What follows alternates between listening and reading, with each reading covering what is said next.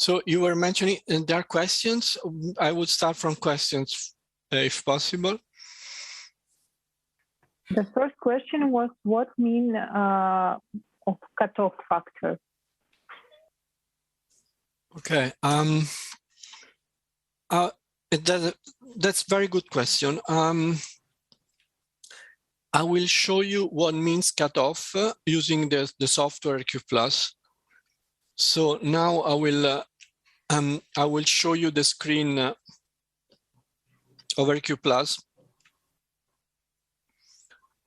And if you see my screen, I'm showing you the results of the analysis that we have done just an hour ago.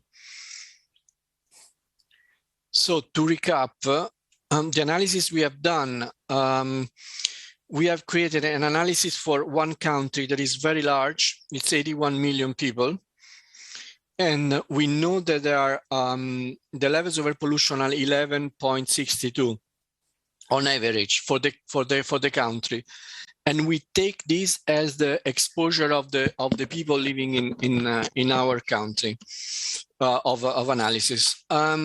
So we have done this analysis taking a cutoff of 10. What does this mean? You see that here there is a button where you can change the value of the cutoff, and we have used 10.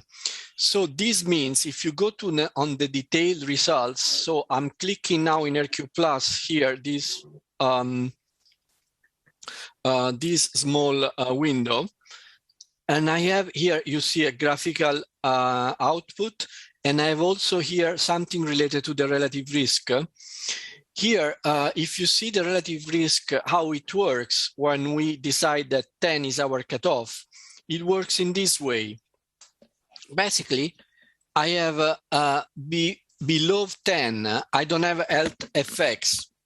So 10 is the moment where the relative risk is 1. What it means that the relative risk is 1? A risk is equal to 1, a relative risk is equal to 1 when a population that is exposed has the same risk to develop something compared to population that is unexposed. Just to make a trivial example, if you have a poison, something that is a poison, and you know that if you ingest this poison at the level of 100 grams, you will die, that's a threshold, okay? But you know that if you are at the level of 50, you will just feel a disease. You can say, look, our threshold is 50 because after the threshold, you will feel disease and then you will die, okay? So basically, you are deciding that there is no risk under a certain value. And the value that we have fixed here is 10, and you see in the evolution of the risk that you will have an increase of 6% between 10 and 20. So my relative risk here is 0.6, is 6%. I am now with the mouse, I'm moving in the if you see in the graph. And then I can move along the graph of the risk. Something that is important to say, I mentioned at the beginning in the introduction of the software, the challenges that we have when we work with air pollution and health. And one challenge is related to the uncertainty. So what we do is that we calculate confidence intervals 95% around the central estimate. And this is exactly what this function is showing you. Another thing is that we are using a linear function. So there is a linear increase in the function when we increase the levels of air pollution. The risk function is increasing linearly. And this is okay when we have low levels or medium levels of air pollution. Is obviously wrong when we have high levels of air pollution, when you need to use other risk functions. because the risk cannot go, always up, up, up. And there's a moment in which everyone is basically dying because of air pollution, because the model is wrong at a high level. High levels are usually more than 50, more than 40, more than 50 PM2.5 concentration levels, okay? And I can show you something on also on this. So for example, if you have here, instead of 1162, let's do something like this. Now I'm going to copy this analysis. So you remember there is a button here that it says exactly copying the analysis. I'm copying this and I have generated the same analysis here. It's just a copy, okay? And here, with this analysis, that is a copy,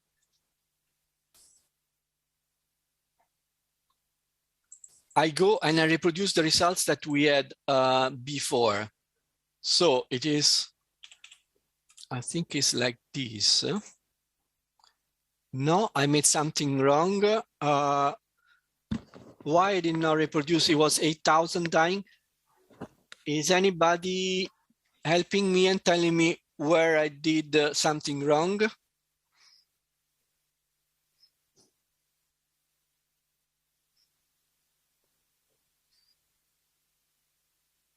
Why I have 12,000 instead of 8,000 here?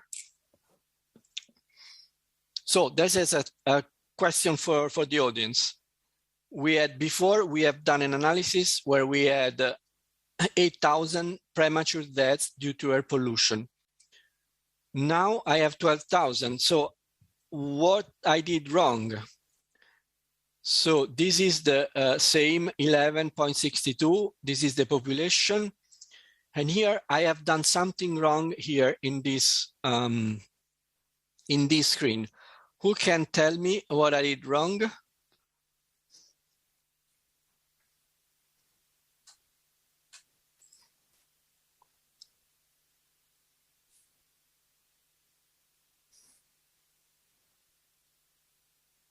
Yes, exactly. I saw in the chat. Yes. The correct value is 59. Here, I was using the whole population. So this is important. The relative risk are usually targeting a precise population, like adults population, people that are older than 25 or 30 years old, because the risk comes from cohort studies where they follow adults, okay? So I made a mistake here and I am overestimating in a way. It is also true that the effects of air pollution are going to impact the whole population. So what I do using the correct risk, I am underestimating the impacts, okay? So it's true that here, if I want to reproduce the results that we have before, I have to put 56 and 900 on 969, okay? And I go back to the results that we had before, okay? What if now we move the cutoff, we change the cutoff? So what do we expect if, for example, I go from 10 to 5? Question for you again, what will happen?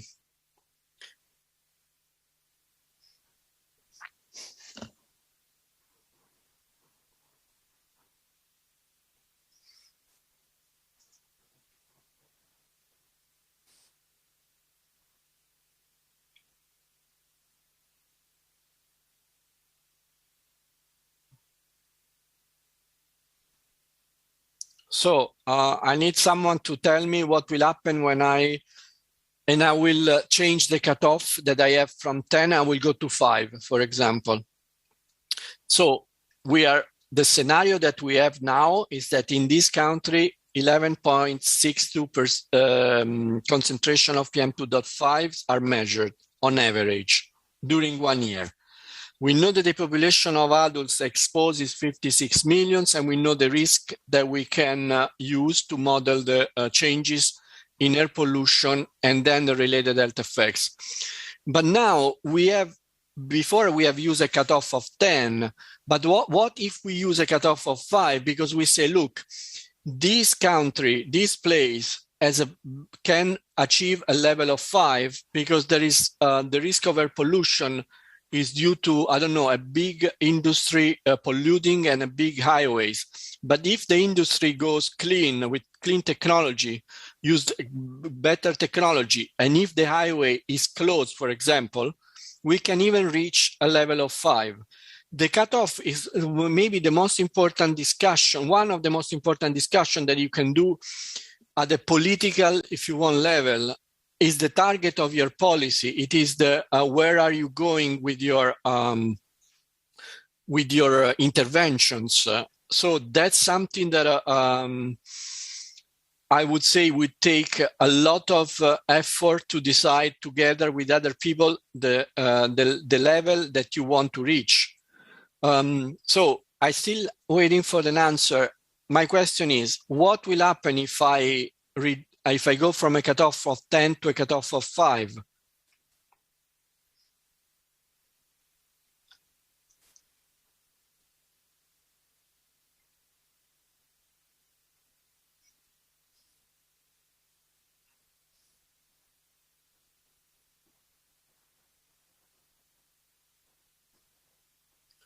Don't be shy. I mean, any answer is correct because if something is unclear, we come out, and probably this is an easy question or it's complicated. I need to understand how much you are understanding also of this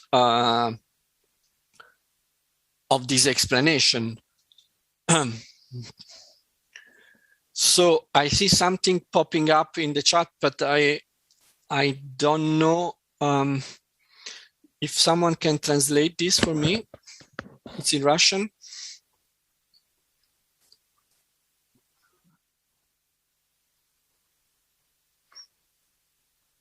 The index will be more than 2 times? Yes, okay, but what will imply this? You remember, if we go on the detailed results, here we have set up the cutoff at the level of 10. So my relative risk is 1. So the calculation of the impacts will start immediately after 10, but not before. So from 0 to 10, we consider no health impacts, okay? So now, if we change to 5, I go to 5, and then someone explains me what has happened.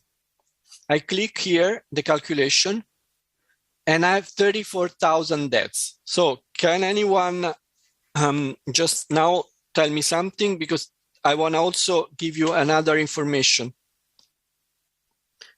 So I see in the chat that the mortality rate will decrease. I think it means increase. So it's not the mortality rate, but I think it's correct in the sense that it's the number of deaths that are due to air pollution are increasing. We go from 8,000 to 34,000. So if in this place we have 11 as a 0.62 of level of concentration, we go to 5. Instead of 8,000 premature deaths, we are now having 34,000 premature deaths that are basically we are saving. So this is a huge result. And I'll give you something that is very important for people that work in environmental health. This is the population attributable fraction of 3.9%. You see, this number is probably, this is the most important number that you have to consider when you do this kind of analysis. 3.9%. You remember in the other analysis that we have done, we had a level of 10 and the level of, and the population attributable fraction is 0.97. So it's 1%. And now we go with more than 3%. What does this mean? This means that in the total mortality, so if we have 100 people dying every year because of air pollution, in general, sorry, for all natural causes, because of air pollution, we have 1% out of these 100 that are dying. If I go from 11 to 10, but if I go from 11 to 5, my proportion is much higher, so I can improve public health much more, because I will have a 3%. So that's the impact of air pollution on the population. It's given to the population attributable fraction. What we are doing in few words is the following, and that is the philosophy of the calculations that you do in environmental health, and in particular for air pollution. You have the total number of deaths, and then you say, okay, out of 100 deaths every year, how many I can attribute to air pollution. And if air pollution is very high, there are cities in Europe where the levels are even 10% or 12%. There are places in the world where the levels of air pollution are so high that the people prematurely dying are at the level of 20%. And this gives you an idea that 1 out of 5 people dying in that country, if for a high level of air pollution, are due to this level. And obviously, when you do this modeling, you cannot attribute all the mortality to air pollution. That's why you use all these risk functions, because they will give you an idea how much is the population attributable fraction that you can attribute to air pollution. And this is the example I've given you is an example of an extreme low value compared to other countries. We are the level of 11, but there are countries in the world where the levels are even lower, like in Canada, just to mention one country. And the incredible thing that is coming out in the last years is that at low levels of air pollution, the population is even more susceptible to changes. So air pollution, an improvement of air pollution going from level of 6 to level of 5 can be even better than going from 100 to 99. This is just to give you an example. And so the cutoff is very important. And the level of cutoff is your threshold that you decide. It's probably again, I repeat, this is one of the main discussions that you may have. Can be the target of a policy, can be the standard that you have in the legislation. So can be their quality guidelines of WHO, can be the European Commission suggested values, can be, I don't know, the Russian air quality standard, can be a lot of different things. And that's part of the discussion. And when you do this analysis, you need probably to do an analysis where you have 2 different values. Or if you're testing one policy with one single value, it's fine, you do with that. And then with the different values, you can check and see how the differences are in relation to the values. The other thing that yes, it's a reference concentration. Yeah, exactly. I see in the chat. Yeah, it's your reference concentration. Is a concentration that you consider your reference when you do the calculation for the health impacts. So you set up a cutoff and you say, look, below this, I'm not calculating the risk. So the population is experiencing no deaths, no impacts under this level. Obviously, this is artificial because in reality, there is a burden on the population, but this is related literally to the policies, to the interventions. That's why most of the people work with these kind of calculations, and you don't calculate the burden. With the burden, basically the cutoff is fixed to the lowest level that we know in the planet. So what I have done, what the epidemiologists do is I go back here just to be even more clear. You see that there is functions that goes now with a step of 6% every 10. So this is a mathematical function. It's a log linear function that goes from 1, no risk, to levels of 2 or even more. But the epidemiologists do the following. They do not work with a single function that was calculated in one place. They do meta-analysis. So they take the results of different studies done in different places.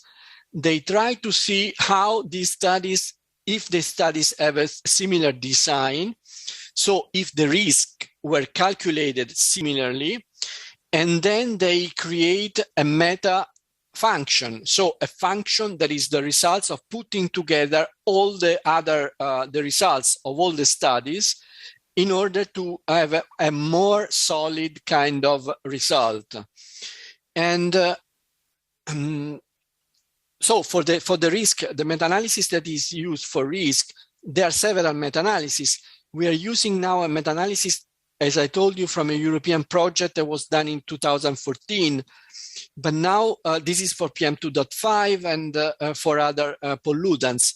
But for example, if in Russia you have a cohort and there is a calculation of the relative risk that is originated from this cohort, you can even use that relative risk.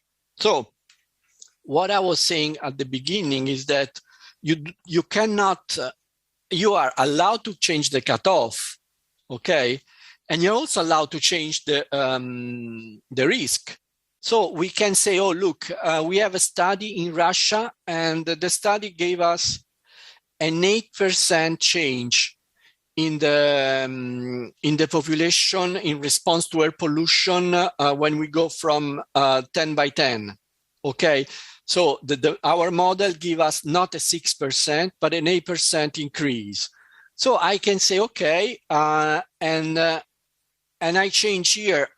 What I'm gonna do, I'm gonna copy again.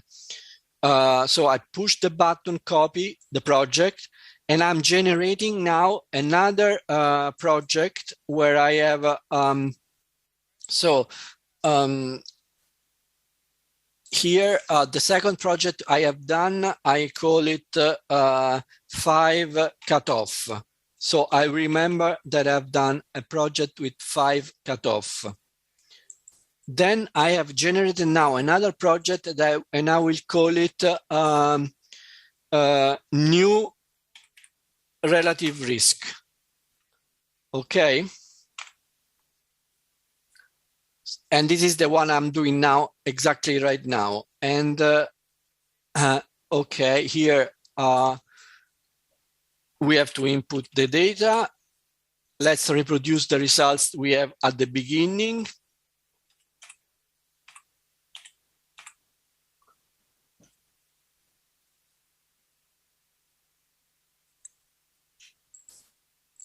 Mortality, and I change the risk now. I go from 0.8 and I have here a confidence interval of between 0.5, so 5%, and 9. I run the calculation and you see that with the same cutoff of 10 that we used before, we have 10,000 deaths.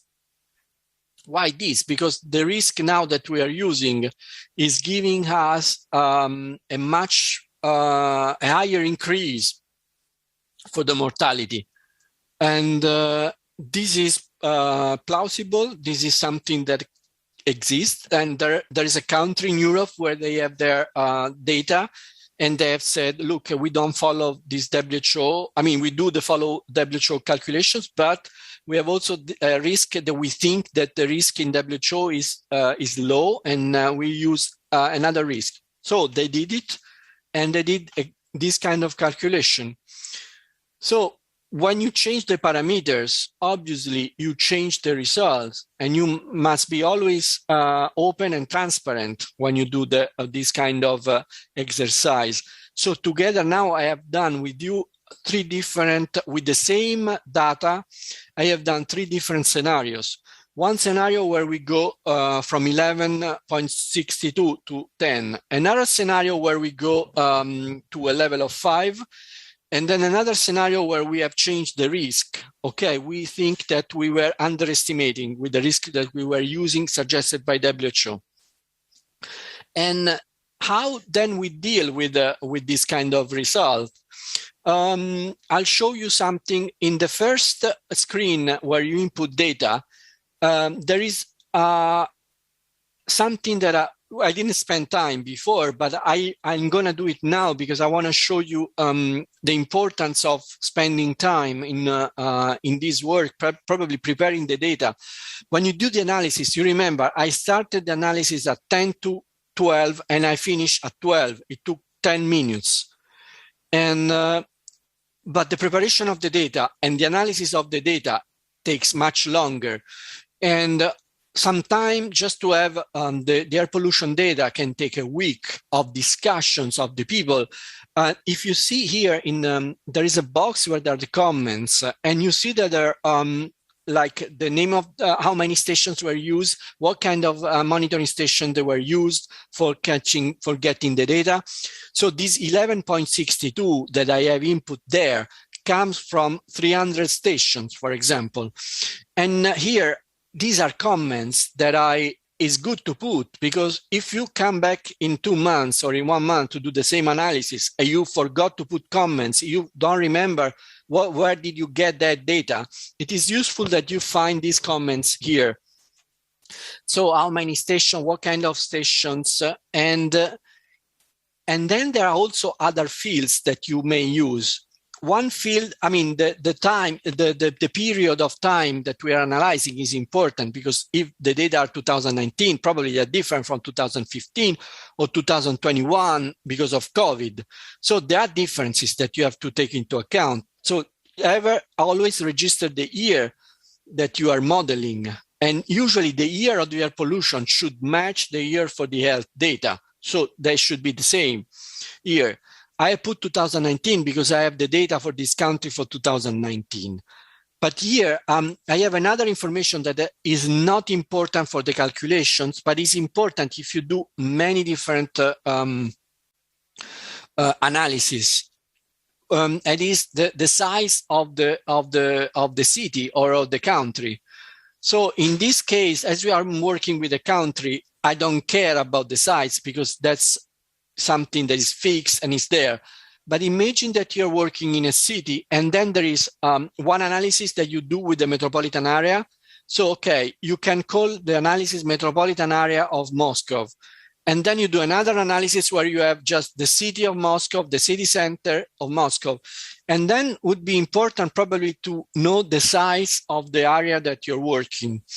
And more importantly, if I was telling you that we're not working with the GIS, but if you have latitude and longitude, you can always use them then to put things in the GIS. So this is a place where you can have comments that are not important for calculations. For calculation, you need 4 numbers. That's it. And then you go. But with that 4 numbers and then you produce results, it's good if you put what you are doing and you put them in the context of the analysis you're doing. So you can always also add comments in the second screen when you do the analysis. So you can say, look, this number of deaths is quite relevant, and we have 1.4%, 24% of attributable proportion. That is not very high compared to other cities. I don't have here, but there are some figures where you have the attributable proportion of air pollution mortality in different European cities, for example. And you see that you go from 1% to 20%, as I was mentioning before. So this 1% put this place at the low level compared to other cities. But in any case, the number of deaths is very high. So it's 10,000 deaths. And here you can input some some comments like, okay, we'll put that the population attributable fraction is low, but the number of attributable deaths is high. Okay, so I put very simple message and something that I have to keep in mind. And I have done 3 analyses, and then you probably have to report. So you are living in this country where the government has told you and has asked you, please, can you do an analysis of the impact of the air pollution measures that I'm going to take, that we will reduce air pollution to a level of 10. We want to achieve that level. It is suggested by public health authorities. World Health Organization is suggesting that level. Let's see what happens if we go at that level. Can you do the analysis? So you are the person that you're doing that analysis, and we have produced 3 different scenarios. Okay, and it is important now that, first of all, you can export the results. So you see here, I have pushed this button of save, and I have all the things that I have input, all the results, everything, it can be exported. So if I click here, you see, I am now generating a file where I have the results that I have just produced. But something that is quite maybe more interesting is the fact that if I push this other button, or just a second, I have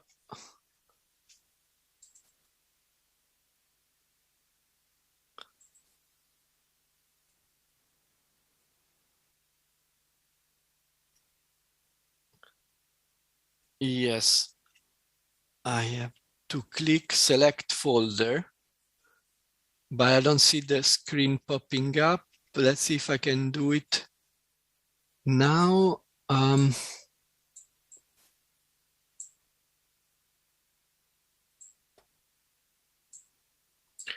Sorry, here it is. Sorry, that's why I was. I'm working with 2 different screens, so I apologize, but I have to move. Okay, now I should be all right. I think all right. Okay, so when I click save, I got this, and I'm asked where to save the folder. I put it in the desktop. Okay, so I say save. And I have now a file where I have all my results put in ASCII, so text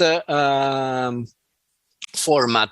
So it's a format that you can export in a worksheet where you can do calculations. You can put in Word if you have to write a document. But the interesting thing I wanted to point it out that I could not activate before because I had to save the file is this button here where you have the possibility. Oh, sorry, I still have. Oh yes, I have to deal with another file that I have to click OK. That popped up in the other screen. Sorry again. Okay.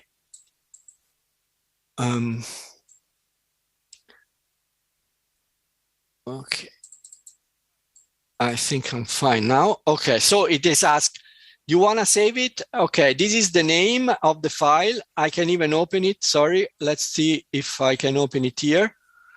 I may open it directly in Excel, and obviously because things are, I don't have here the, sorry, the Cyrillic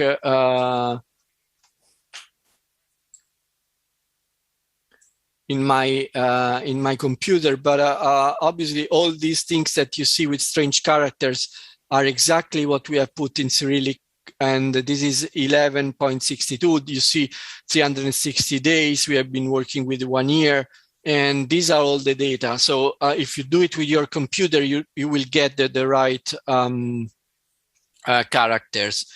I close this, I say okay here, but now I move to this button, and this button allows me to compare the results that I have had. And let's see if I'm interested in this. Yes. So we have now we have the new relative risk analysis you see here, and I am interested in also adding the first analysis that we have done, and also the second analysis that we have done. So now in one single screen, I have basically put the results of the analysis done with the same levels of air pollution, but changing some parameters. So for example, here you see, well, you see clearly that we have PM2.5, the name of the work is country test. We have the same amount of people living in the place, the same year, the same level of air pollution, and then we have model with the same level of mortality and the same number of adults. But then we have changed few things. Here, for example, we have changed the relative risk. Here we have changed the, so the relative risk is the same here, but the cutoff is different here. So we can put, if we do 10 of these different kind of analysis, we can then save them. And we create a table where we have all these analyses done. So this is common to do. So with this function, we wanted to help users in thinking that they can produce a table with different results. Questions?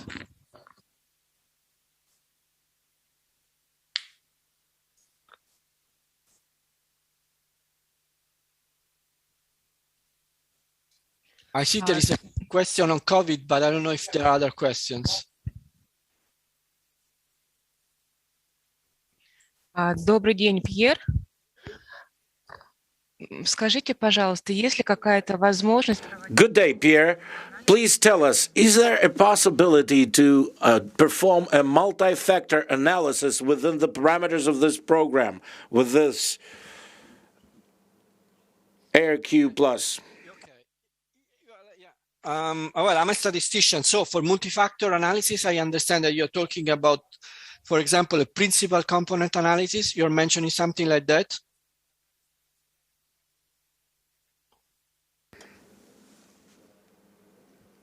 Да. Yes. Okay, well, if you... Oh, it's the first time I received this question, so I will think loudly with you. Well, if you do a factorial analysis, so if you do a multifactorial analysis, you will probably, you will find basically the factor that is explaining you the situation that you have, but you do not, you will not produce, you will not produce results. I mean, you will produce only descriptive results. You will not produce results that are putting here in reality one. Okay, in terms of statistics, sorry, I go back and thinking loudly again. If you work with a factorial analysis where you're describing basically the cloud of points of data with few factors, with one or two factors. But in this case, what you need, it's a real kind of statistical analysis where you have one variable explained by the other. And in this case, your variable that you are modeling is the population attributable fraction. So how many people are affected by the level of air pollution? So the statistical analysis you're suggesting is a descriptive analysis that does not really give you what you're looking for. What you're looking for, it's because at the end, what you're looking for here, it's a system of dependent and independent variables that are playing together in order to produce the attributable number of deaths. And that is in the formulas that you have, where you put together the change in the concentration. So the delta C, the delta, the change in the concentration with the shape of the risk, and then what you are modifying is the incidence of the mortality. This is the formula that you are using in the model. I hope I was clear, and I hope also I addressed the question.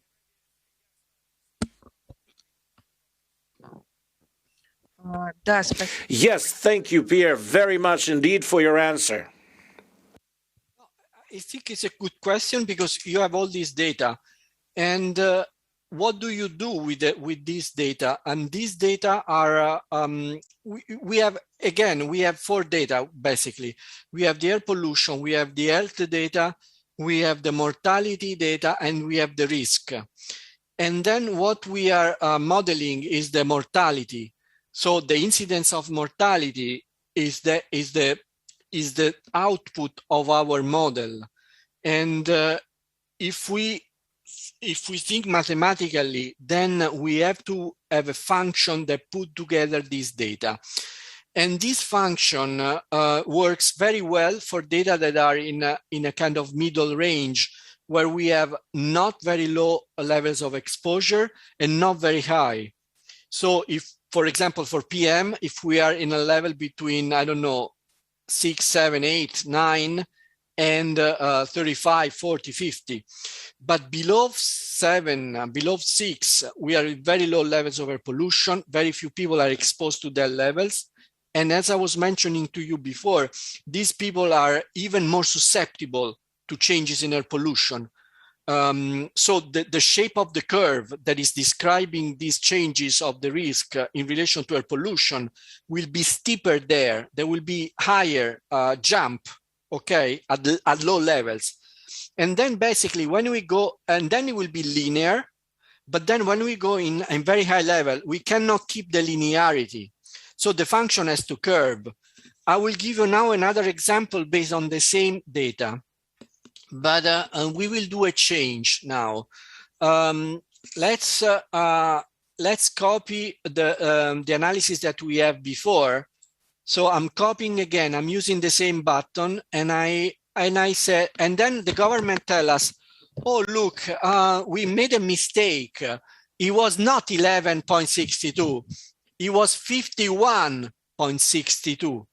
Okay, well, everything changes now. And I am now changing the levels of air pollution to 51. And they say, well, but we cannot change the cutoff because now the public health people, they want to have 10 because we agreed on that. So we create another analysis again. We put the right number of, we go again with mortality. One question, why are we working with mortality? And then we can go also more specifically on this. I will spend another 10 minutes on this before maybe later I'll go with another example that is a little bit more advanced. But why are we working with mortality? Because usually the statistics on mortality are much more precise, are much more well taken than other statistics. So for people that are working in planning and people that are working in public health, if there is a discussion, it will come out very easily the fact that the register, the recording of mortality is usually precise, because if someone dies, you cannot hide it, no? And I mean, it's very rare. And but it's also true that in many countries, mortality is not well counted. There are countries in Africa, for example, where the statistics of mortality are 50, 60% accurate. While in Europe, in Russia, we know that mortality is basically 99% of the people that die are counted, okay? That's why we are putting a lot of emphasis on mortality. And I will go back on the question of COVID, because before answering that, I think we need to set up a clear framework about the health data. And and it's an important question anyway. Mortality is our usually is the health outcome that we model with a lot of much more confidence, because the statistics are better, because the quality of the statistics is usually good, because there is a record of mortality done for centuries. While on the same time, for morbidity, for people that are feeling a disease or people that go to hospital, the way that they are recorded, it depends from many different factors. Okay, we go to this in a minute. Before doing this, I want to run an analysis with 51 as our level, because as you remember, now we receive a call and they told us, look, the 11, it was wrong, it's too low. Our count is 51. Okay, wow. And let's do the analysis. So the level of people that are exposed has not changed. The number of adults is still 56,909,969. And so let's see if what happens when I click now the calculation. Wow, it's 196,000 deaths. It's a huge number, but what has happened is that if we go on the relative risk functions, so I go in detail results, you see here the results, the output shown in a graphical way. And you see here, I go again on the curve, and you see how it goes very high. This is a linear function. So what I can do, I can say, look, this is a level by which probably I need to curb. I need to do another, I need to use another shape of the function, okay? So, and the shape of the function I'm using is log linear. What it means is linear log, sorry. What it means that, you see, now we don't have a linear going, I mean, our risk increasing at the infinitum, okay? Ad infinitum. We have the curve going up and then stopping.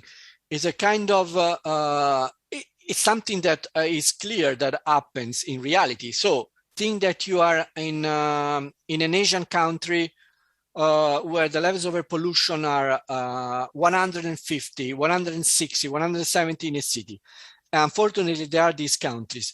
So the risk at that level, if we calculate linear risk and the increase of the relation between air pollution and health, will kill everyone. But it's not true because we know that there is the risk at a certain moment does not increase. Obviously, I mean, if you go at the level of 500, level of 1,000, people will suffocate, okay? But that's another, it's not for this software. You're just, you have other troubles than air pollution impact assessment, okay? But the software gives you, when you are in the main screen, if you have very high levels of air pollution, so more than 40, more than 50, you have the possibility of changing the shape of the curve and going from a log of linear basically to a linear log that curb your function. And these functions are basically the same when you're working with levels that go between, going between 10 and 35, more or less. They will give you the same results. But then when you go higher levels, that will change. And these also introduce another point that we are using now total mortality data. But in the last years, in the last 10 years, in the last 7, 8 years, the burden of disease calculation, I've introduced curves, risk function that are related not to mortality in general, but to specific causes of mortality that are related to air pollution. For example, lung cancer, for example, cardiovascular diseases like ischemic heart disease, stroke, COPD, so chronic obstructive pulmonary diseases. You can model them, and then you have the integrated exposure functions that are called integrated because basically they model all the exposure of the population all over the planet from 0 to 500. So they are a type of curves that they were created in order to face the problem of what happens where we have high levels of air pollution, basically, and we have different levels of air pollution. And they were done integrating curves that gives that they were produced for exposure even to smoking, so to high levels of smoking in indoor, and they were used basically for the calculation of the burden of disease that I was mentioning before. But now that we have produced this this calculation, so you see now in detail much more how much the discussion should be done between environmental experts and planners and epidemiologists and people working in public health here. This work, I keep mentioning that is not a work that I've coordinated and I'm responsible, I've done it by myself. It's a work that has been done by, I don't know, 100 different people. And in reality, to run this kind of modeling, you need 2 or 3 people, because you need people that are expert in air pollution and are able to understand what kind of values are representative for the exposure. You need to have the public health people that need to know the health data and how much reliable are them.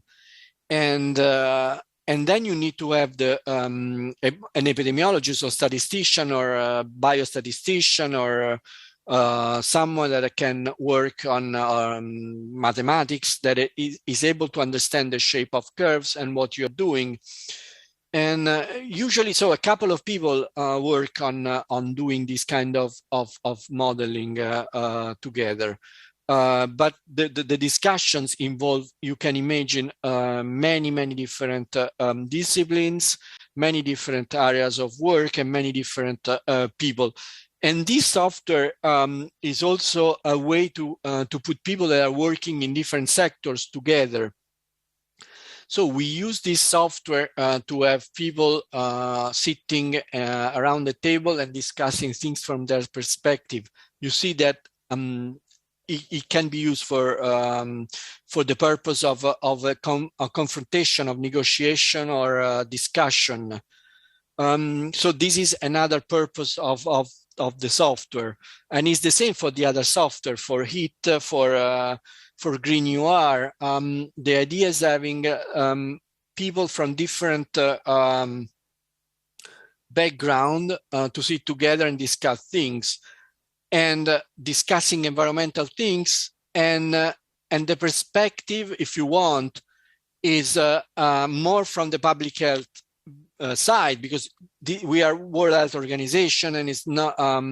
But at the same time, all this work was done with people working in air pollution modeling, in environmental science, and I think it's quite important, because most of the models you see, for example, for air pollution, are models that are just stop on the modeling of I don't know, dispersion, for example, of air pollution, that do not care of exposure. And here we think, okay, it is important to think who are exposed to that levels of air pollution. And this is a big discussion that I have not entered, but if there is questions, I'm happy to discuss this. I want to answer, because I was unpolite, not answering immediately the questions that it was sent before on COVID-19. And I will read the question, and I will try to give an answer, because this is something that I think is important. Before answering the question, I want to show you something. If you click here on this, if you see the screen here, and you move the mouse, you see that there are some labels, some scripts there that are in bluish, they're blue color, that if you click them, you see there is an information popping up. Okay, so that's why I was saying that the software it's almost self-sufficient. So we have created the manuals recently, but before people were working without the manuals, and they were using the software because we have put a lot of information for the people that are using the software without going through a manual every time. And people now do not spend much time in reading manuals and that kind of things. So I have just clicked here, and there is a discussion about mortality. And sorry, here there is a discussion. There was a discussion about the health endpoints. Now I've clicked here, and I've got this.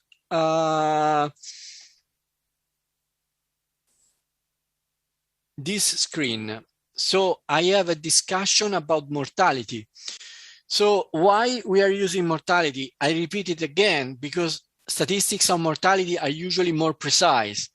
Also, we find statistics of mortality for all the countries in the world, because the United Nations are modeling them even for countries that are in war and they do not have statistics.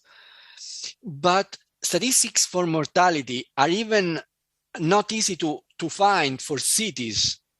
And but in any case, usually you can find statistics for mortality in many cities of the world. So mortality is important, and it's important to understand how mortality is calculated.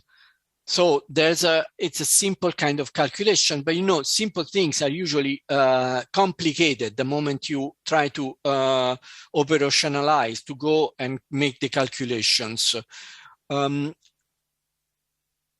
I give you here in this document that we have put, we want to tell people, look, if you do not know the number, the incidence of mortality in your place, so the number of deaths per 100,000 every year, so how many people are dying, you can always use a crude death rate. So, for example, you have the number of deaths that happen in Moscow in this year. I don't know how many. So you have the population, and you can calculate a crude death rate. Very rough estimate, but in any case, better than nothing, okay? And mortality, as many of the statistics, health statistics, is not an infinite range of values in the planet, in our planet, in the world. We know that the levels of mortality goes from a level of, I don't know, 180 per 100,000 until a level of, I don't know, 2,000 per 100,000 in normal circumstances in the last 50 years.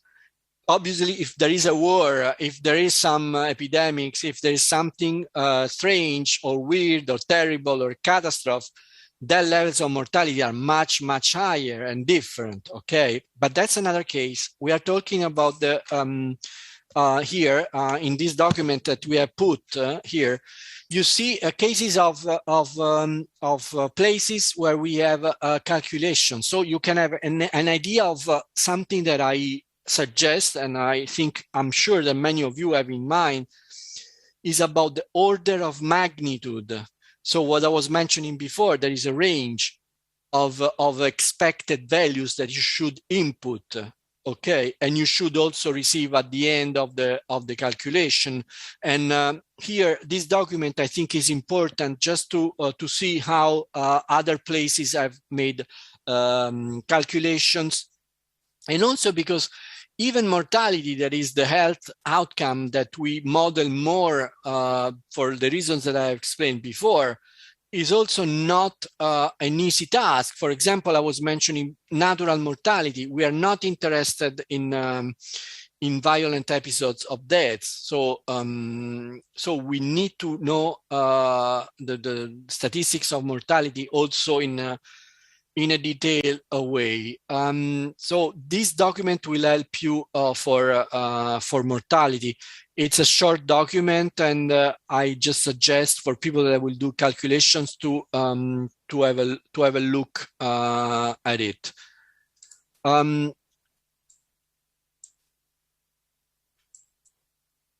Okay. Sorry. Is there any question? Because I've explained already a lot of different things.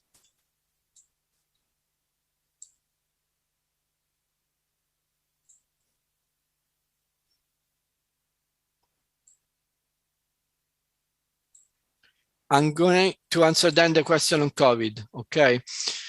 And then we go with with questions anyway. So the question on COVID is that the COVID has had an impact not only on the health of population, but also on the environment. True, because we had many places where there was a reduction, there was a decrease of activities, and there were lockdowns, there were all kinds of measures everywhere. So emissions of pollutants in the air were reduced. And so the question is, okay, we have experience with COVID-19 that there is there can be very high decrease of air pollutant because of exceptional circumstances. And do you think that short-term improvement in air quality has had an impact on public health or not? And okay, this is the first question. Then I go to the second question.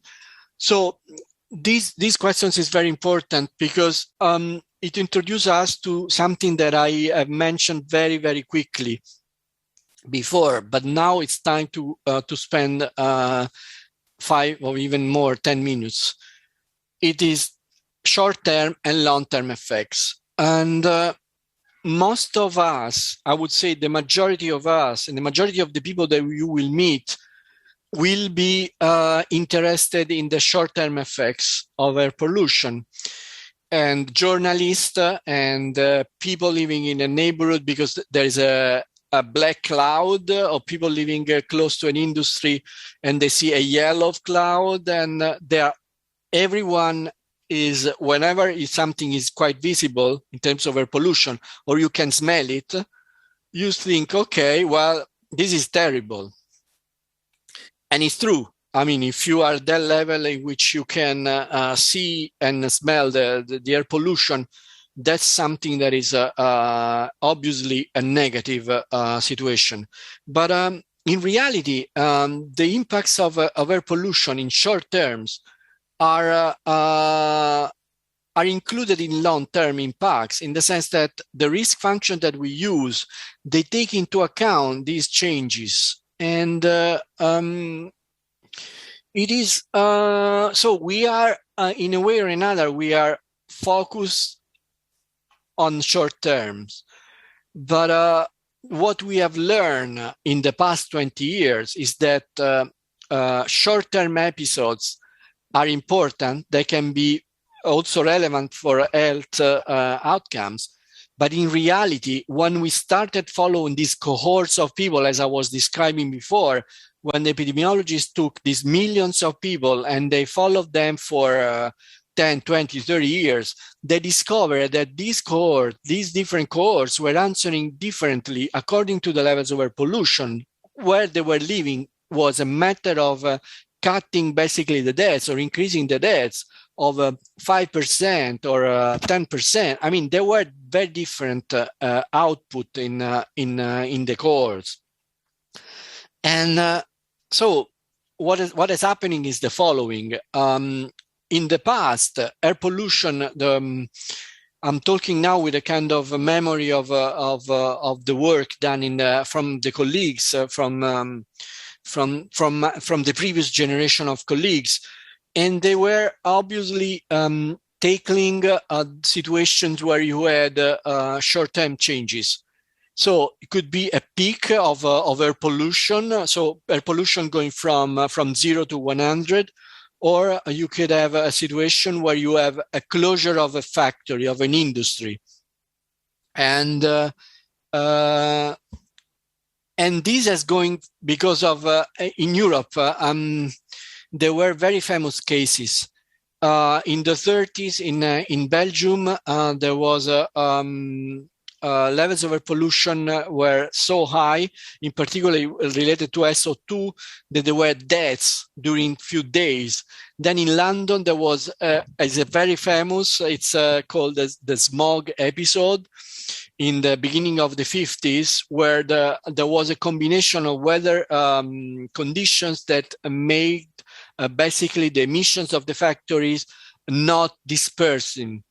So there was a stable weather conditions that basically made the concentration so high that people were rushed to the hospitals. There was additional mortality. There were a lot of people dying, and the epidemiologists start thinking, okay, but are these people dying because they were dying? They were dead that was anticipated.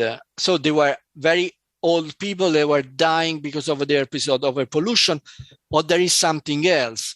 And then along the years, we discovered that there is something else. So air pollution at the end is triggering in our bodies in terms of the mechanism a lot of different diseases. And we can come back on this later. But now thinking about short-term again and long-term effects. So if you are a decision maker, usually politicians, they think always in short-term. And I would say also people, also us, we think we need to change things now. And if we produce now a change, this will be beneficial. And it's true that it's beneficial, but again, long-term is really our target. So we need to have a long-term change for air pollution. If we think in short-term, what is the difference in short-term and long-term? Again, the long-term is the cohort study. So you follow these people for many, many, many years, and you know what's happening year by year, basically. There is a diary. If you are in a cohort, you have to fill a diary, and every week there is a doctor taking the diary and taking all the variables like, okay, your age, what you have eaten, and if you have a cough, if you have the flu, and then if you have cancer, and if you have the levels of air pollution, how many water you're drinking, if you're smoking, blah, blah, blah. It's a huge work. And with all these data and variables, they are able to then to create models where you know statistically, I would say in a very consistent and robust way, how much is then air pollution taking out all the other variables, all the confounders, is affecting the health of a person, in particular the mortality. Well, if you have short-term studies, you work with time series. So let's go back to RQ+, and I will give you an example of short-term calculations. Okay. Let's see if I can. Okay, we are in RQ+ now, and I will create a new impact analysis. So I will push the button plus here in the main screen. I am in the main screen. And we are interested again in an impact analysis. I push the button here that is the plus. You see also here is plus.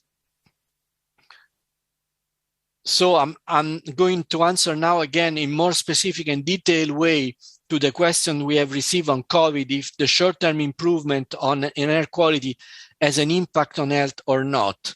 And let's see what happened in a real case. Before we were working with a country. Now let's work with a city. Okay, this is a real city in it's in Eastern Europe. So it's ambient air pollution. You see, it's blue. So here we have long-term, short-term. I click on short-term, and I put city test. Okay. And we are working again with PM2.5. This is okay. And you see that I have PM10, NO2, and ozone also. Okay. While when we were in long term here, we have also black carbon. Okay. So we have the list of classical pollutants and black carbon. But now we don't care about that. We can discuss this if you want. Now we are interested in short-term effects. PM2.5, and I say, okay.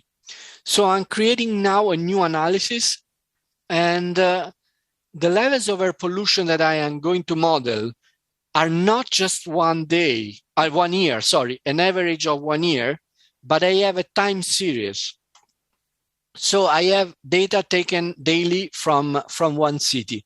Let's see if my Russian is good enough now to go for retrieving the data set.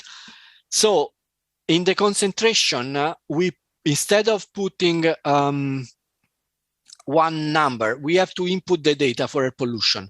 Okay, so you see that I am moving now, opening a new screen where I have prepared data. So I have to import the data. You see that I'm going to click import data, or I can even put the data manually if I want. If I have time, if I want to think about the numbers that I've received, you can input them manually.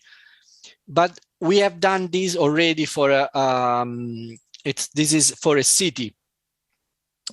And here I am asked if I am working with a single area or if I'm working with a multiple area. I will do a multiple area example after I answer this question. And yes, I'm checking if I have the English translation here. I'm not sure everything is perfect, but let's go. So it's a single area, it's now multiple area, and comma separated for the data that I have produced. And I have to go now and look for the folder. Let's see if in my recent items I can find the folder I'm working with.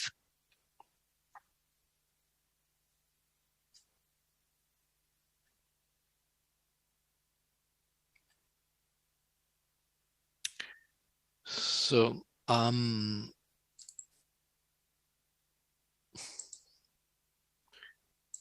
okay, so we are in RQ Plus, and I have this folder in the, as I mentioned before, we have a test data sources. So here I can take the city data daily for 3 years, 2004, 2006, okay? I have this data, and you see that I have the date. So 1st of January 2004, I have the daily mean PM10, but I have the estimated daily mean PM2.5 that it was taken converting the PM10 to PM2.5 with a 0.58 conversion factor. And I have also data for ozone. I don't care. The most important thing is that I can take the PM2.5 data. I click OK. And I receive a message. Well, my Russian is not good, but I understand that the message is telling me that I have 15 rows that were not imported.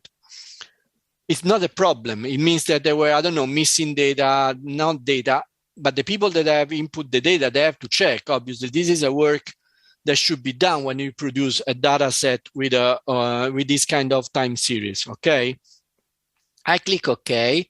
I go back now to the my screen where I'm inputting the data, and I put the population living there.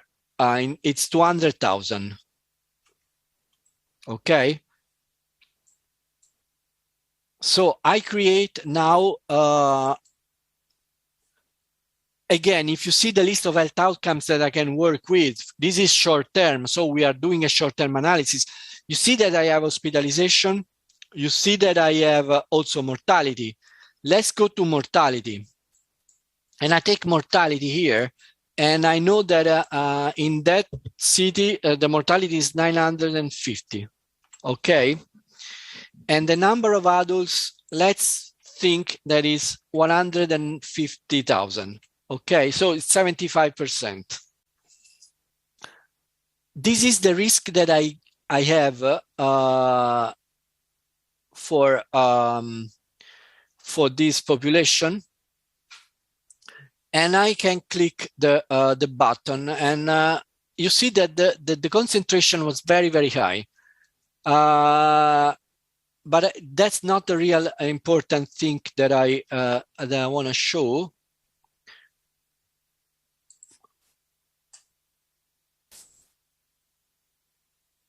I think I've...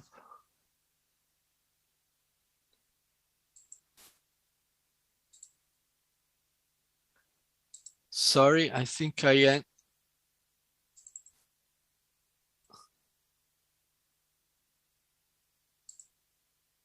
Okay.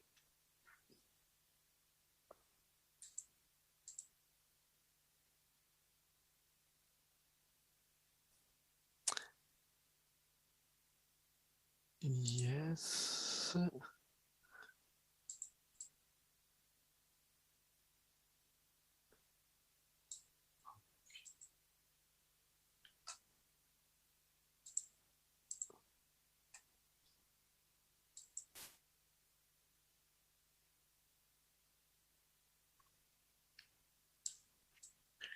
Okay, let's go back.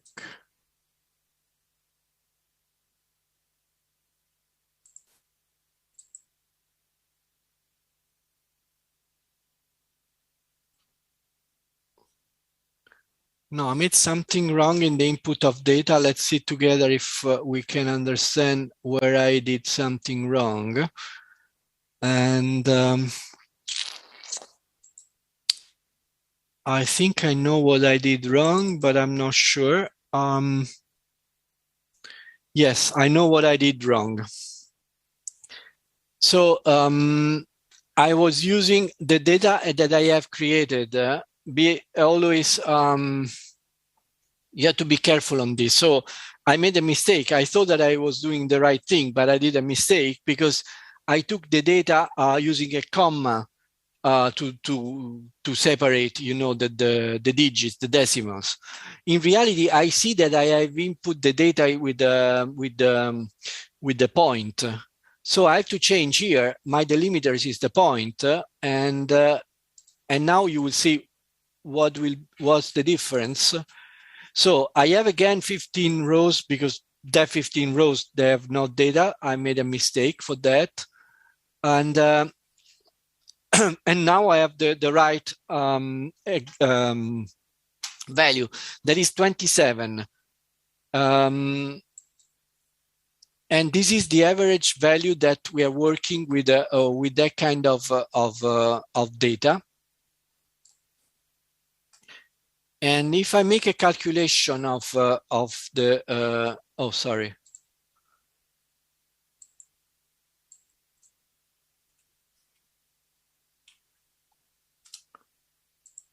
If I make a calculation going from 27 to 25, you see that I have a very low number of in terms of population attributable fraction. I have only 12 people that are, in this case, are prematurely dying because of air pollution. When I modify the short term, the average from 27 to 25, and if I make the same calculation with long term, it's very different. So let's keep in mind this 27.9515. So I'm gonna create now another analysis. Let's see if I can copy this, but no, I will copy this way. I copy the short term. So I will create a new analysis. Okay. This is long term, and it is city test. City test long term.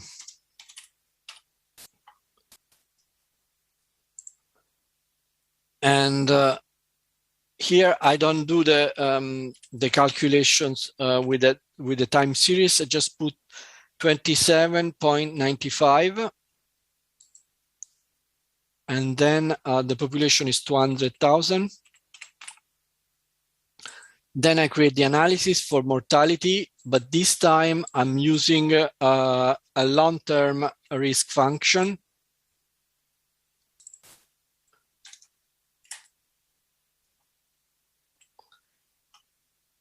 And I go from 27.95 to 25, okay?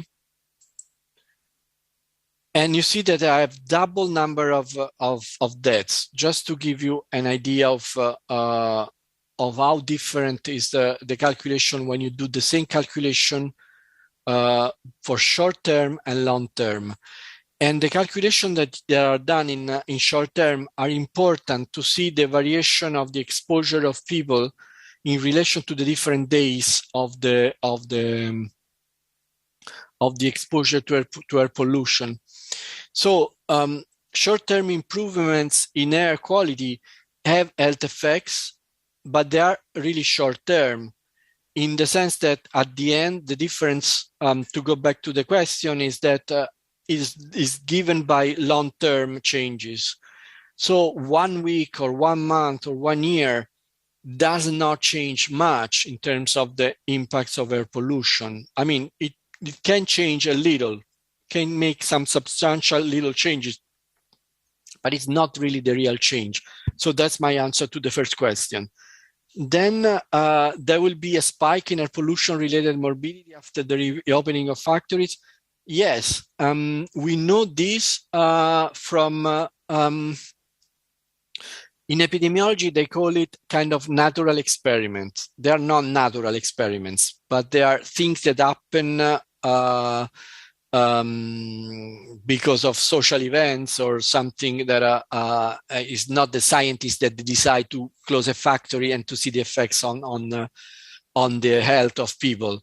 There is a very famous paper and case that was published 30 years ago because of the closing of a factory in a city, and there is this city that is not a big city, but the factory, there is a strike, and they close the factory for 1 year, and then they reopen the factory. So what happened is that the epidemiologists and the people working public health, they could register what has happened in 1 year when the levels of air pollution went down to a, I don't remember the order of magnitude, but they went substantially down. And then they increase again when they reopen the factory. And this is one of the most famous cases in which basically you see the effects of air pollution on a population, and it's the short-term effects. And they are monitored along 1 year. So they were able to take all the data of hospitalization, all the data of people requiring health care for, I don't know, respiratory diseases, or for cardiovascular diseases. So that was it was a case that really had a big debate, and it's still, I think, the paper that was published on this case is one of the most famous paper in air pollution and health. So do we expect an increase in morbidity cases? Probably yes. I mean, this is the experience that we have in similar cases where the air pollution went down for a year and then went up again to the levels before or even more. So this has a lot of implications for public health, and it is difficult for many health systems to understand the need to think about the environmental factors that will affect also the capacity of the hospitals to deal with some diseases. I don't know, can be asthma for children, or can be more strokes in the population, or more cardiovascular diseases. Air pollution is mainly responsible for cardiovascular diseases. That's another point that I was telling you, look, do not be just focusing on short term. The most important thing is long term. So this is one thing against intuition. All of us, we think that the most important thing is short term, but in reality, the most important is long term. There's another thing that is even more incredible when you work in air pollution, that the most important health effects of air pollution is not on the respiratory system, is on the cardiovascular system. And this came out in the last 15 years very strongly. And still, I mean, every one of us think, oh, I'm breathing badly, so I will have a bronchitis, there will be pulmonary disease because of air pollution. And it's true. But in reality, breathing particles, breathing the small dust that we are exposed when we are exposed to levels of air pollution, means to put a higher risk for our cardiovascular system. And this is something that has been scientifically demonstrated also by toxicologists. So we had another level of complexity here. All the things that we are saying, they were not only demonstrated by epidemiological studies. So you have a correlation. It's a good kind of studies because you have a model like, I don't know, logistic Bayesian model that you correlate the health outcome with the levels of air pollution. But we have also now, since many years, we have toxicologists understanding how small particles that you are breathing, that entering your system, are then going, circulating in the blood and then affecting your organs. So in terms of inflammation, in terms of changes in the functions. And that was a huge discovery. And this is the second point that you have to keep in mind. So if you decrease the levels of air pollution, it is more likely that there will be less cases of cardiovascular disease. I mean, if there's a substantial decrease. And obviously, this also depends from the population age, the population behavior, smoking, drinking, and a lot of different things. But in reality, we know that all over the planet, when there were these kind of calculations done, the populations were answering in more or less the same way. So the levels of air pollution are affecting the human people, the humanity, in a very similar way. There are no populations that are able to absorb air pollution of others. And we are quite, there is an agreement. I would say there is no one denying the effects of air pollution on health now, since many years, because of all the studies done. I think I've answered also the second question, and I'm open to, I open the floor to more questions. I have said a lot of things, so I'm not sure if they were all well received and clear. So I see another question on where can we get data for analysis. I will answer this question. Thank you. This is a very relevant question. I put at the beginning, you remember in one slide, the first challenge is the data. So air pollution data, let's assume that we have the air pollution data.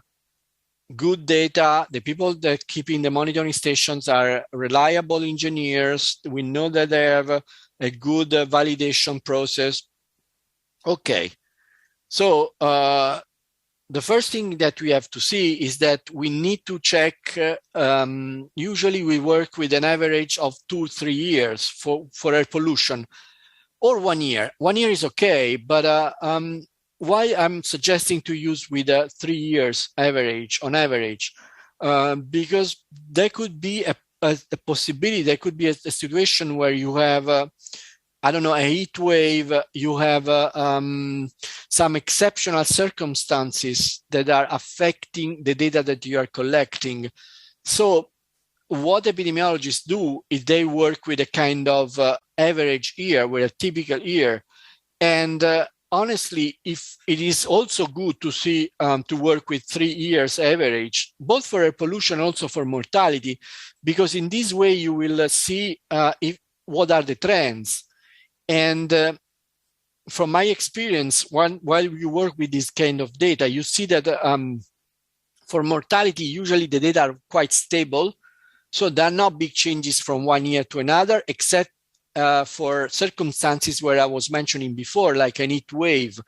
So an heat wave will increase the levels of mortality of the population. So the calculation we will do, that will be affected by that. That's why I'm suggesting to take an average, or in any case, take 3 years, just to check if there is also consistency in the statistics. It is not rare to see places where statistics change from 1 year to another because they changed the code of a collection for mortality in a region, and they changed. So the data went from 50,000 to 100,000. There are things like that. Obviously, I think in Russia and in most of the countries, there is a consistent way of taking health data that will protect you from this kind of weird situation that you can find in other low middle income countries, where there are problems in keeping statistics regularly and in a consistent way. So I would say that the data that where you get the data for air pollution, usually all the cities, they have data available. I'm pretty sure. I mean, I know that most of the cities in Europe and Russia, they have data, so you can work with the data that they have. And always, my suggestion is to work with the official data. So not to work with data taken from I don't know, from a laboratory or someone that is as a device. That can be interesting, probably to control, to check, but work with official data if possible.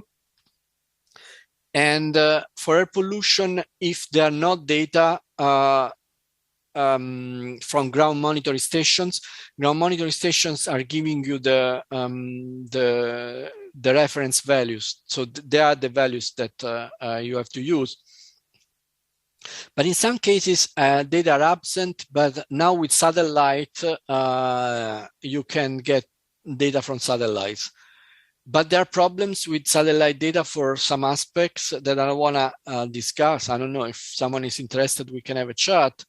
But in any case, you can get satellite data also for regions that have no ground monitoring station, and nobody has taken care of doing any measure for the last 10 years. Now satellite data are available, I think even for free. You can Google and find satellite data. And there are satellites from Russia, from China, from the US, from the European Union. So now, you know, the sky there in outer space, there are so many satellites around that that's another way to get data. So first, ground monitoring station, second, satellite, and third, now there is a lot of devices, low-cost sensors are called, as you know, that are available. And usually they are not well calibrated, and they are good for PM, but not good for NO2. But it really depends where they are positioned. I mean, there's a lot of things that also, if you want, we can have a chat on this. And the fourth point, but it's not the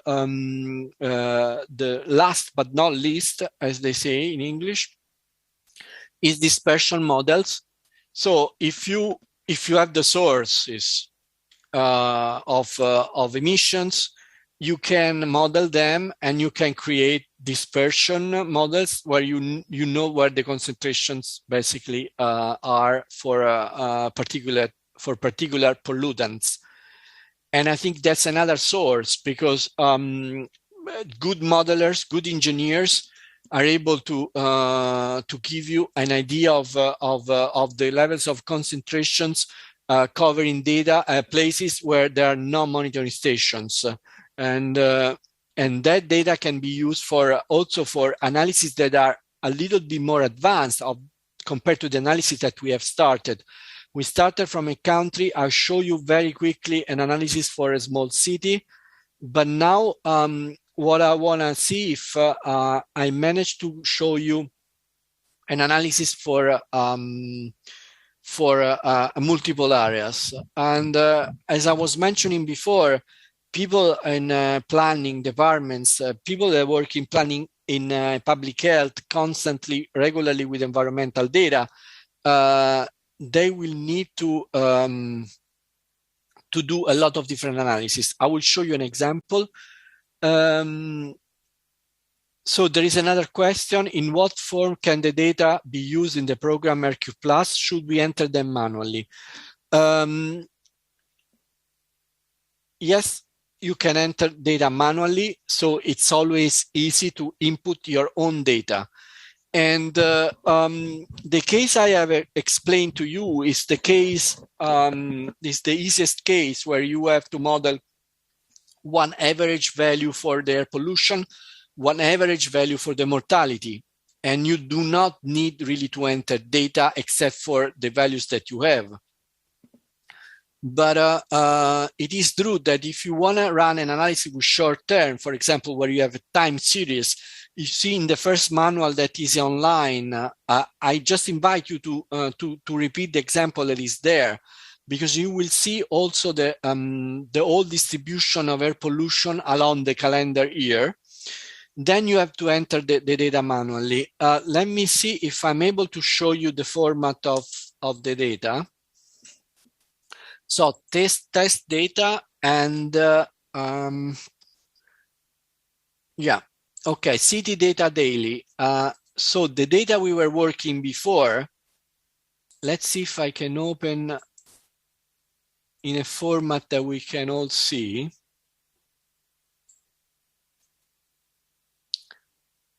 So this is the exactly what I have opened before. I have created a data set that is easy to understand, in the sense that for all of you that work with statistics or do mathematical analysis, this is a very simple way of declaring the variables on the first row. So you declare the fields where you are putting the numbers, and then you declare also how do you separate the fields.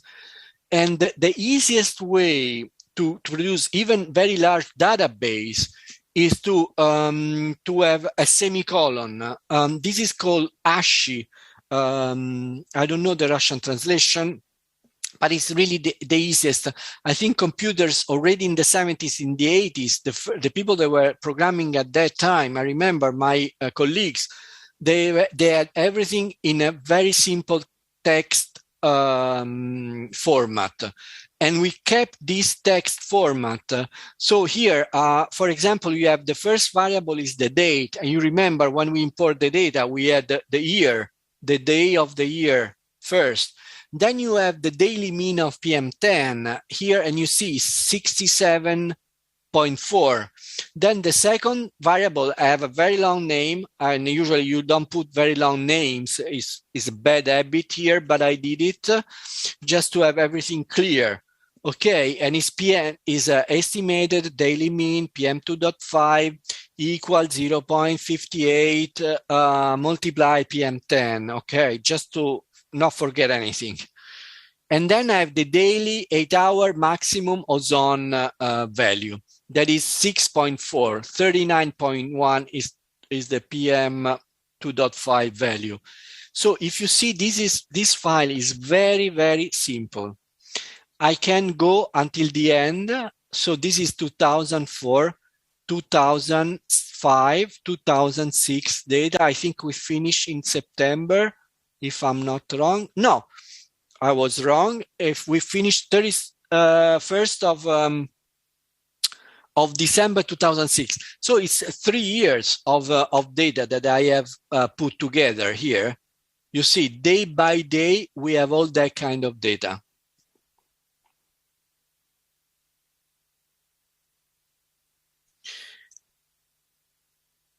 And this is the format you have to prepare your data. I see another question about the short-term forecast. Are the data for the table showing the concentration for each day used only for calculating the average value, which is then used in the calculations? No, in the short-term calculations, you basically apply the risk values for each day, exactly. So you have, let's imagine that we have 1 year of data, 365 days, okay? 365 days, we know that we have a frequency of days with a certain value of concentrations. So imagine that between 10 and 15, we have 100 days. Then between 15 and 30, we have another 100 days, okay? I am putting this in general terms, but in reality, we have day by day, we have all the frequencies, and all the frequencies will be calculated basically one by one, and then we will be sum up. And this way of calculating, anyway, for those who are statisticians, usually the air pollution data are if you have a mathematical background, you know that if you are environmental engineers and you understand the distribution of data, air pollution data are usually normally distributed. It's quite rare, but sometimes you have a different distribution of the frequency of the data. So along 1 year, you will have a normal distribution of data. And usually that distribution is along the mean. So when you do this kind of calculation, split them segment by segment. At the end, you will get the mean values. You will get the same value if you were modeling the mean. Okay, that's statistics. It is true that in some cases you can have a different shape. You can have, for example, a bimodal, but it's quite rare, and I bet that you have a normal distribution. You have a bimodal distribution in cities where there is, I don't know, desert dust coming and high pollution levels due to industrial and agricultural activities that have a different phase along the seasons. But along 1 year, usually you have the normal distribution. So your question is correct. I invite you again, go to the first manual. We have exactly done this example with the calculation of the same data day by day and with the mean, just to see what kind of differences you could get, and they're not big differences. I don't know if there are other questions or if I have answered the questions in a clear way. Please let me know if my answers were clear, and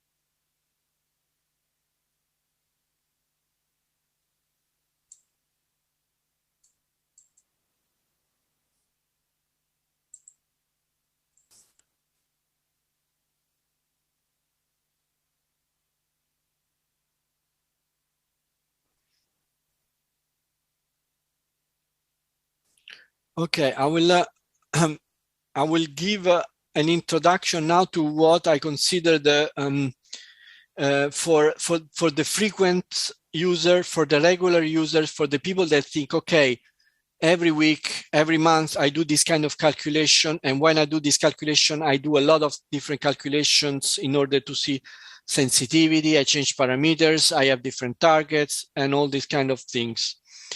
And sorry, I wanna I forget to finalize the answer to where can we get data for analysis. Air pollution, I told you, you have basically 4 different ways to get air pollution data: ground monitoring station, dispersion modeling, and local sensors and satellite data. These are the mains. For health data, that's a different thing. Very quickly, at national level, you get all the data you want because the United Nations, the World Health Organization, they give you national data because the nations, all the countries, Russia is giving the United Nations the official data. And so you have a repository, you have a big box, including all the data for mortality and also for morbidity in some cases. But when you are at city level, the situation is different. That usually is the city that should provide the data. And that I don't have an answer in the sense that each place is different. There are places where these kind of data are easily obtainable and other places where not obtainable. From my experience, I give you a suggestion. Usually that's a good thing for public health experts and planners to sit down and trying to see if the data are produced there at the local level and check this data together. Also because of consistency, because of the number of people that are inputting for the mortality, for the morbidities, hospitalization. It's a very interesting exercise. But it could be, and I don't know this case for Moscow or for other cities, from experience, from working in the Netherlands, for example, or in other places, also in Germany, other European countries and other countries in Latin America where I did analysis, that we didn't get the city data. So what did we do? We said, look, it's okay. You don't have the data for health statistics at the city. And what we do is that we will take the national data and we'll attribute the national data to the city based on some assumptions. Like, okay, the city is not different from the country on average. And the age distribution in the city is similar to the distribution all over the country.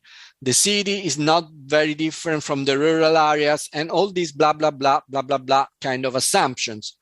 And then you can do there, you can say, okay, look, the mortality in the country is 100, and we can assume that in the city, there are better quality of life. We know that there are people are living longer compared to the rural areas. So we can assume that, for example, mortality is 80. I'm just simplifying something that it requires a lot of thinking, a lot of also statistical kind of ability and mathematical conceptualization because of the assumptions that you're doing. But this is something that is that can be done, and it is done in many, many cases, I have to tell you. Sorry. So I wanted to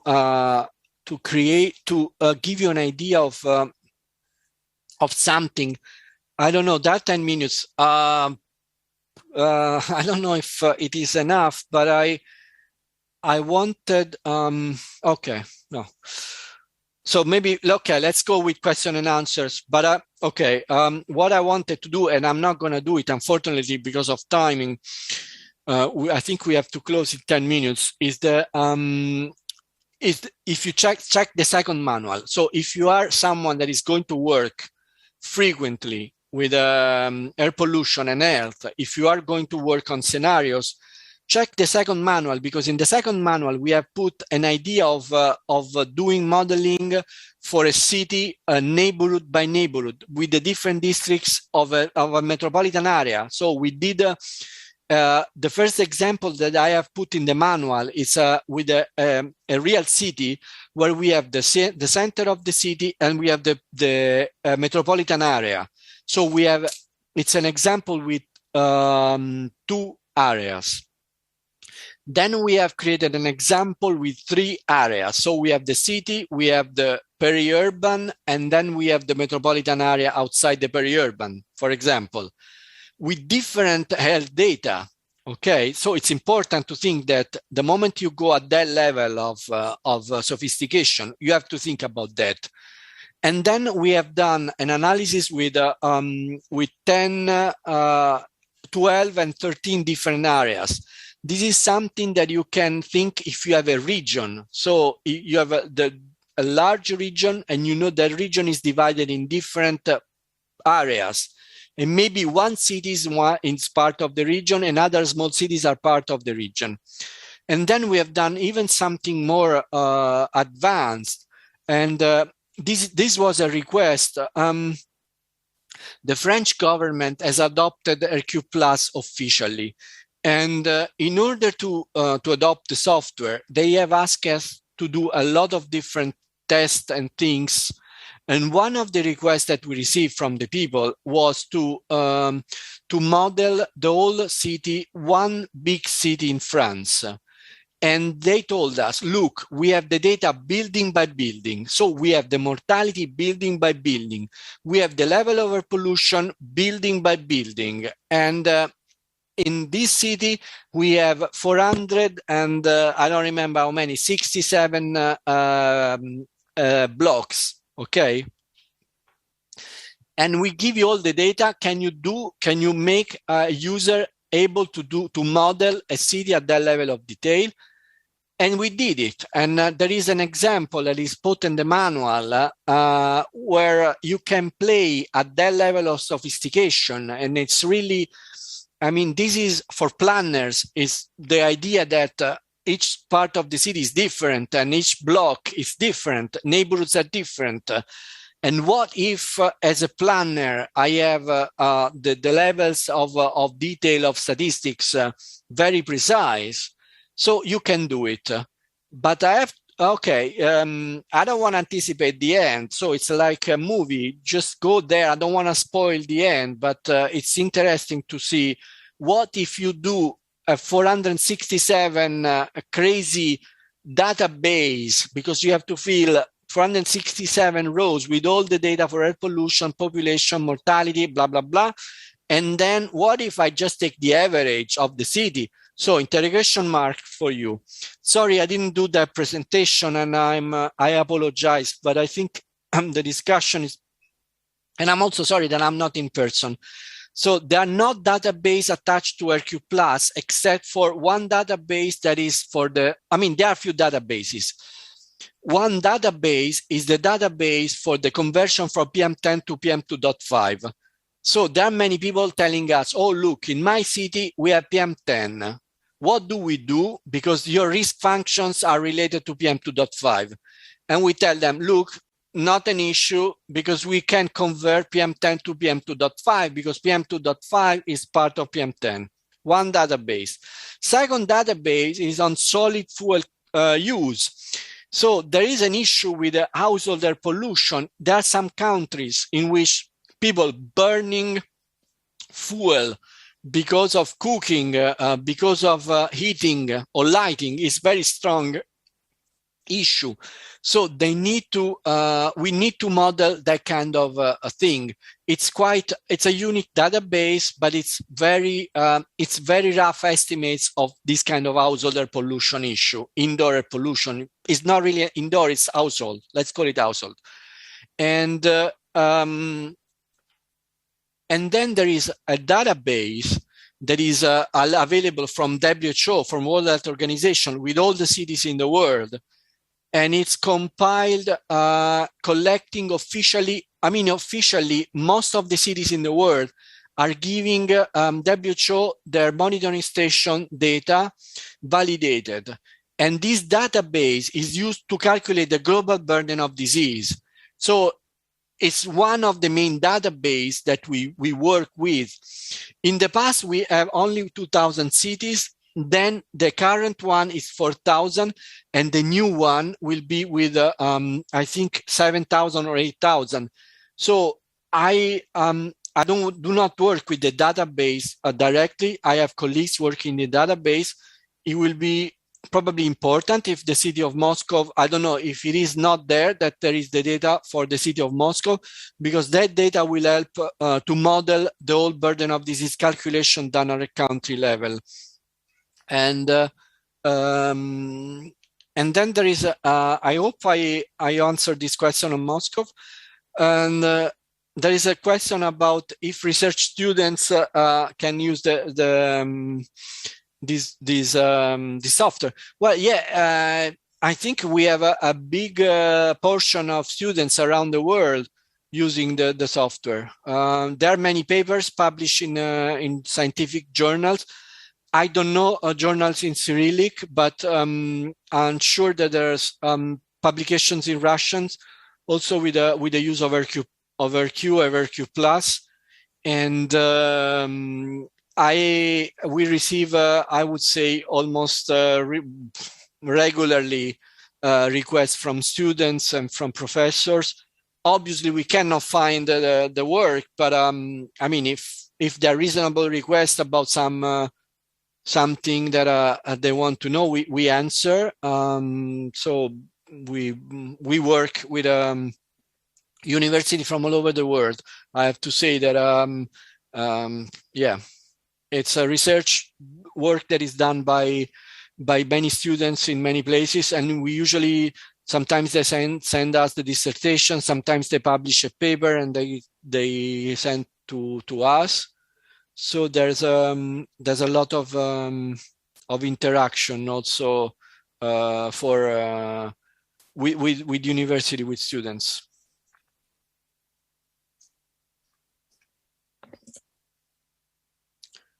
Sorry, I grabbed some water.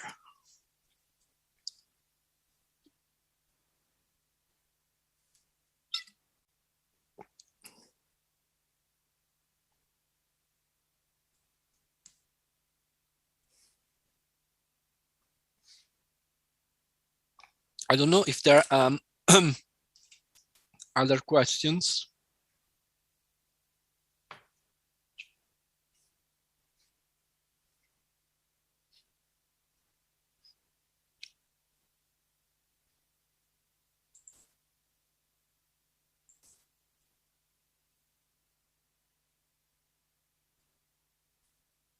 Well, I can conclude, I think. I think it's very important to consider what I have just introduced to you. So this kind of health risk assessment is important to understand both the health and both the environmental consequences of air pollution, in the sense that if you see air pollution and health together, obviously you will have a completely different perception of air pollution, a completely different perception also of some health diseases. And another point that we didn't have much time, unfortunately, it's about the fact that estimating the health impacts of air pollution is a way to orient decision making. And there are many, many examples where we have been involved as WHO, or not as WHO, because cities, because people in universities, because people in environmental health institute or health institutes have been doing this kind of calculation, even by hand, even by using, I don't know, another software. We don't care. I mean, the important thing is that you understand that once you put these air pollution and health together, you produce estimates, you can orient decision making. I think you can do it. And this is something that we can, there are a lot of examples. And another third point that I have put is the fact that the health sector is usually quite weak in the discussion with the environmental sector. There are not many tools, there are not many chances to say, look, we have these estimates that we can produce together. So we have here a tool that you can sit together, public health and planners, and I think that's quite important. And as WHO, we provide a simple tool, but nothing prevents you to design your tool or to develop another tool whatever. I mean, it's important that you think that it's important to put air pollution and health together. So we are very open to discussions, and we have been facing and discussing national tools done at the country level for some countries. And it's important then you can reproduce the results. The data you're collecting is done in a transparent and clear way. The methodology you use can be reproduced by other people in terms of results. So I think that's AirQ Plus is an example that it's just for you to have an idea that these things can be done also in a simple way if you want. But simple does not mean that there is a complex way of modeling behind this simple interface. And as WHO, we have worked a lot on putting things in to the broader and large audience. The more we could, the more people we could reach, the better it is. So I'm very happy, and I hope I capture your attention, and I really hope that you will change your way of thinking, and I hope to meet you in person one day. And if there are questions, I'm here. Spasiba. No, there is no questions anymore. Thank you very much.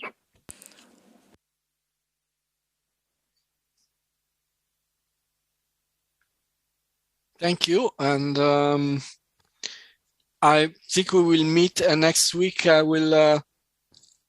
will present also the other project that we have, big project on land use, on green spaces. So that's something that we have already introduced in December, and I will probably go a little bit more in detail for green spaces and air pollution, for example, if there is an interest on that, or let's see. I mean, it's a little bit more complicated because we have to use the GIS. So we cannot really do all kind of analysis in real time because the computing time is longer than AirQ Plus does computations in real time. So that's that will be a different kind of presentation, but I think it will be interesting. I hope. Yes. Пьер, спасибо вам большое за такое подробное представление программы AirQ. Pierre, thank you very much indeed for your presentation of AirQ Plus software. It was really interesting to join you in observing how the calculations are performed within this software. Today in our workshop, we had representatives from various regions of Russian federations.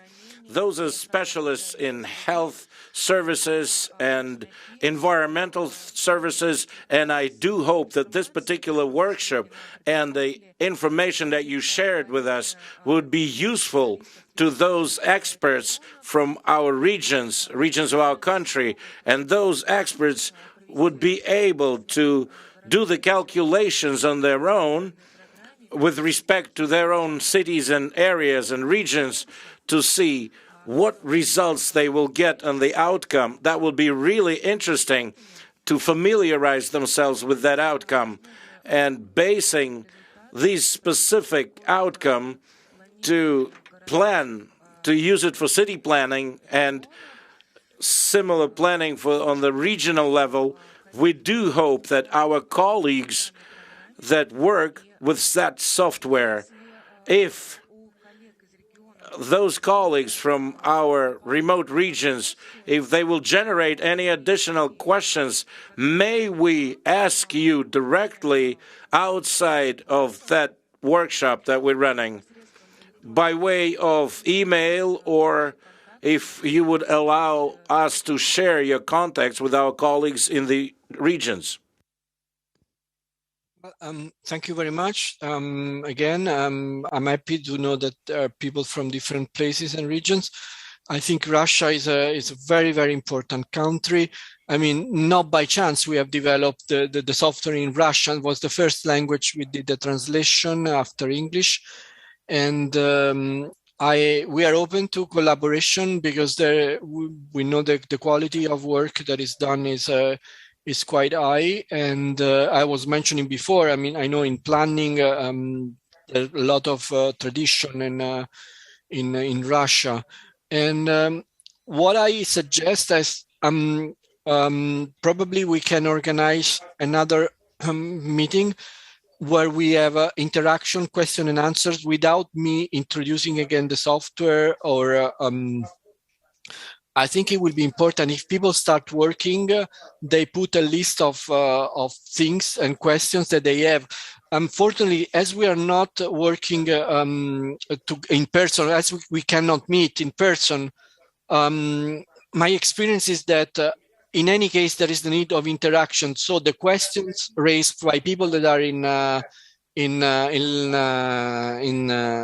Siberia can be relevant for people that are living in Moscow or in Gorky or in other cities.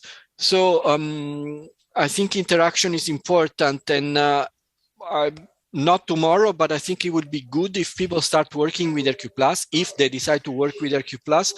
And then we have, I suggest a kind of a question and answer where we see the experience of people, we see the data that they have used, the way they have done analysis, and we can comment together the problems or the results or any kind of things that they have. I think this way will be more interactive and we will learn from each other. But obviously we are available for comments, and I mean the software is really is improving because of the comments we receive.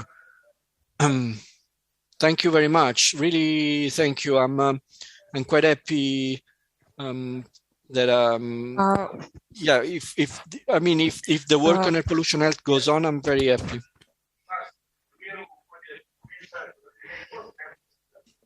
Thank you, Pierre. We shall do our best to put together that interaction, that kind of interaction, and we will be more than happy to meet you within the offline format, perhaps even in Moscow next year, if the COVID situation will be lifted off, the restrictions will be lifted off. We will also invite representatives from regions, faraway, remote regions of Russian Federation. They could share their experience working with databases and those data that is important for working with AirQ system. Thanks again. And I think I give you an idea of the tip of the iceberg. And I was mentioning there are more advanced kind of analysis that we have not even mentioned, if not 1 second, about life tables. So the possibility of working on the life expectancy, changes in the life expectancy, and impacts by group, by age. And air pollution is not eating the population in the same way. There are people that are more vulnerable. So we can do this in the calculations. And this has a lot of implication for planning and for the public health. I really thank you, and I'm very happy that people have followed these 4 hours together, and I hope to meet you soon. Yeah, I'm confident that we will meet or virtually or maybe in Moscow, as you were suggesting. So I hope to have a discussion, and in any case, really a collaboration with you. It would be very, very, very important. Thank you. Thank you, Pierre. We also hope that our long-term collaboration will be fruitful, working with you, working with World Health Organization experts. It's the 2nd year. We're running that kind of workshops, and so far it clearly shows that those kind of workshops are really popular with people that with attendees and experts. We do hope that our collaboration will bear fruit, and the knowledge that is being shared within a workshop environment will be applied by those experts when working on city planning, various events, and thank you again. Really, thank you. And I hope you enjoy the rest of the workshop. My colleagues also will give you, I think, interesting perspectives for walking and cycling, for transport. And we will go back on city planning, I think, even with more details next week with the work on green spaces. So green space is just an excuse to go much more in detail about city planning. And you will see that is a good excuse for not only for health, but also for seeing how the city is divided, how the land use is affecting the life of people. But you know this because I know that in Russia there is a very good tradition with modeling of transport. Engineers they have a very good famous school, and so I'm quite happy that we can have this collaboration. Really, really happy. I will learn a lot, and I hope you will learn also.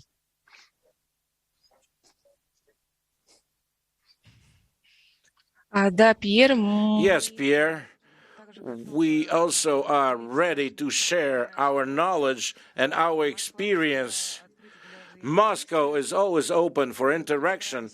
We will be happy to collaborate on various research and events. We are always open for interaction. Thank you again. And I leave you for today, and I'll meet you next week. And sorry, I'm available also for an interview that you were mentioned. If it is okay next week, I can do it. Okay. Sorry for before. Pierre. Yes, Pierre. Next meeting is planned this Friday. Yes, it's on green spaces. Yes. Yeah, I'm available for an interview that you were mentioned that you wanted me for half hour. I was unavailable before. I just I apologize for that, but I can do it on Friday if you need me. Very good, Pierre. In that case, on Friday, we shall call on you and we'll ask you some questions. Okay. Yeah, absolutely. And yeah, I'm very happy for this collaboration again. So see you soon. And увидимся. Thank you. That's right. See you soon till this Friday.